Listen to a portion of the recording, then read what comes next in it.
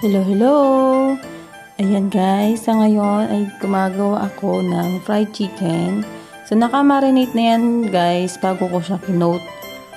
At yan ay aking bakasyon last December.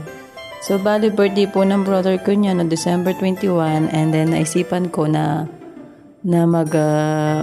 mag-prepare ng handa. Kaysa bumili, ando naman ako, kaya nag-prepare ako ng handa. So, ayan guys, bali malalaking chicken yan, thigh part, tsaka yung wings part yung ginamit ko dyan.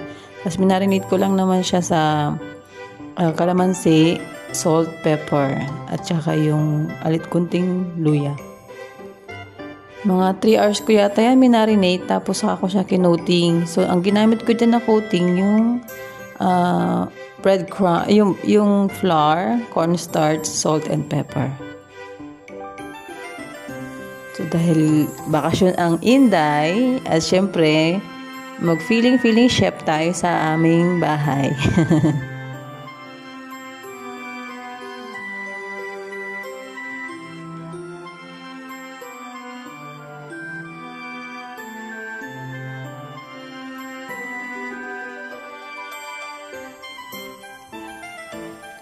Natutungo na po tayo sa ating kusina.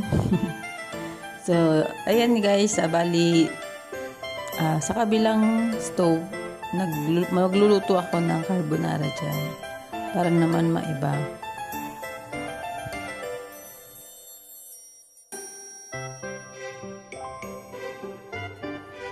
Buhay isang OFW ng Hong Kong. So, syempre kapag nandito tayo sa Hong Kong, trabaho tayo ng trabaho. So, dahil marami tayong mga araw na nasayang nung nandito tayo sa ibang bansa para magtrabaho. Pag umuwi tayo, pinupunan natin yung pagkukulang natin. Katulad na lang na pagsilbihan yung kung sino yung taong nasa bahay. Katulad na lang sa akin, pinagluto ko nung wala pa yung mga kapatid ko niyan. Pinagluto ko yung mama, papa, at saka yung anak ko ng mga pagkain na niluluto ko dito. Siyempre, kailangan patikim ko rin naman sa kanila, diba?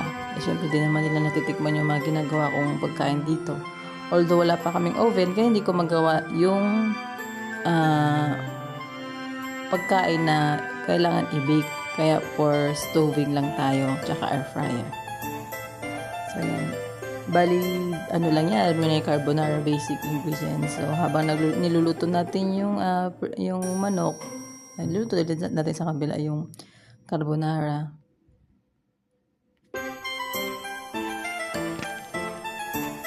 Although na palagi naman ako umuwi tuwing nagbabakasyon mga amo ko, iba pa rin talaga yung kapag sabihin natin na magastos siya pag umuwi ka, pero iba pa rin yung kasama mo yung pamilya mo habang tumatanda sila, lalo na yung iha ko at saka yung parents ko na syempre tumatanda na rin. Kaya sobrang blessed ko din na yung umuwi yung maalis yung mga amo ko, nakakauwi din ako. Sagot nila yung ticket ko. Siyempre, kailangan din natin nagdala ng pang-budget. Hindi naman pwedeng aasa din tayo sa kanila, di ba? Kahit ang lagi sinasabi sa akin ng parents ko, kahit wala kang dalang pera, anak, mahalaga, nandito ka kasama namin. Siyempre tayong OFW, parang ang hirap din naman na iasa na lang din sa kanila lahat yung gastusin, di ba? Siyempre alam.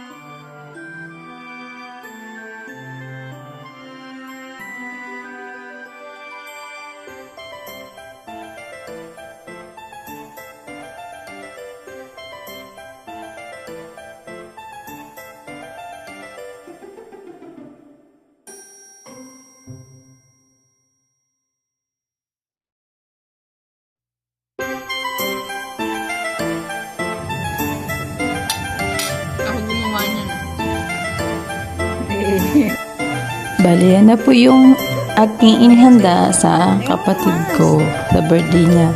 So, gumawa din ako ng chocolate cake gamit ang fudgy bar. So, hindi ko na siya na-videoan kung paano ko siya ginawa. So, yun again. Thank you so much for watching guys for my video. Hope you like it. And subscribe to my YouTube channel. Thank you so much. See you again for my next video.